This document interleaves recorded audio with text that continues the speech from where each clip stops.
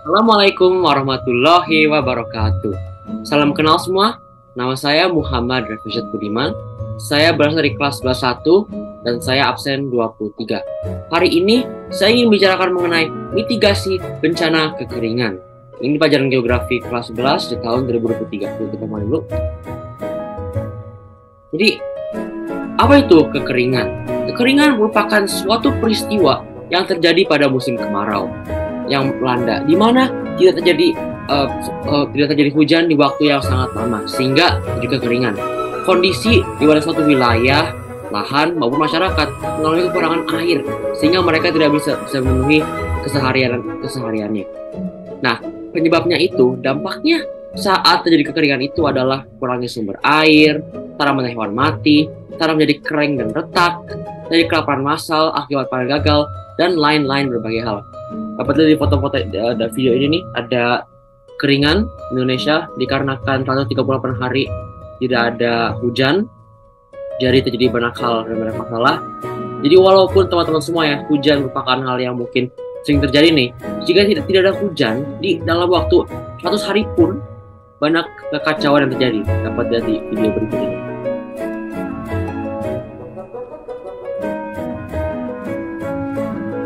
Nah, kalau semua, saat terjadi kekeringan bukan berarti kita nggak bisa ngapa-ngapain ya. Kita bisa melakukan yang namanya mitigasi.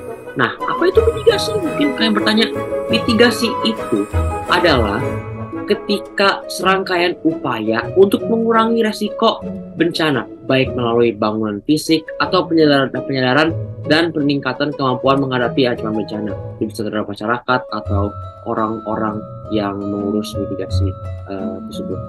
Jadi ini tuh menurut pengertian Undang-Undang Nomor 24 Tahun 2007, yaitu undang-undang yang sangat penting untuk penanggulangan bencana, yaitu mitigasi.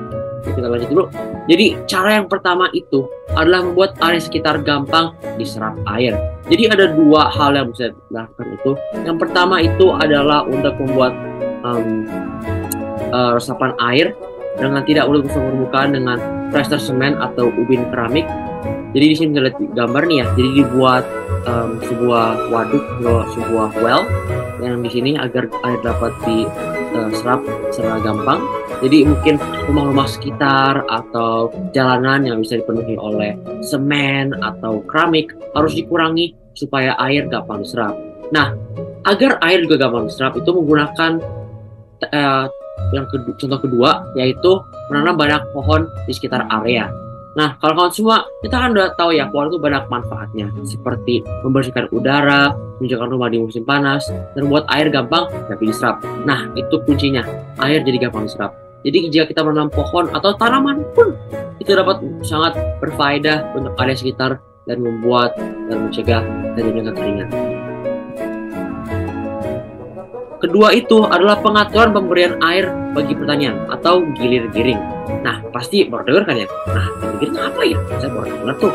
Gilir-giring itu adalah pembagian air irigasi secara bergilir dan terencana secara efektif dan efisien melalui sistem berselang.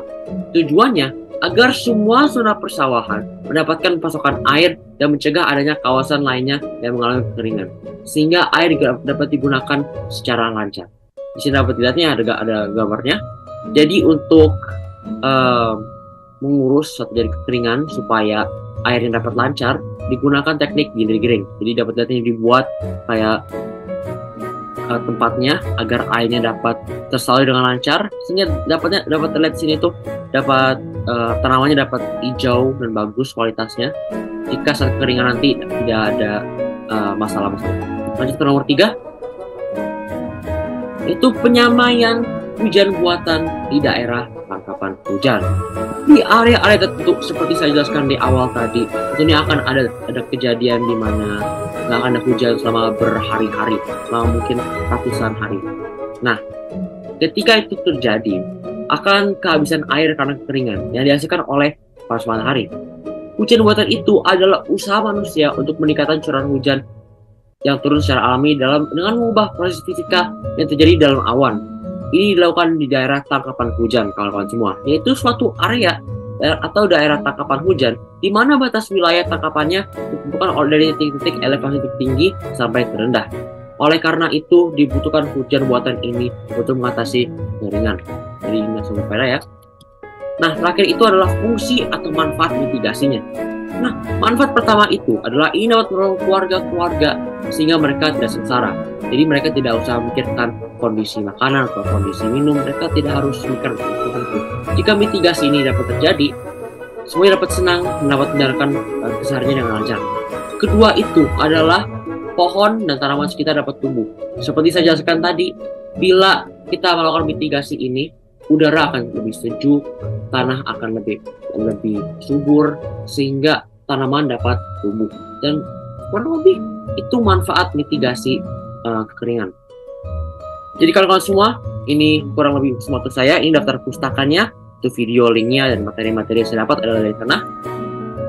Itu sekian dari saya kawan-kawan semua. Terima kasih sangat banyak untuk menonton video ini. Semoga bermanfaat. Mohon maaf bila ada kesalahan. Assalamualaikum warahmatullahi wabarakatuh. Selamat tinggal.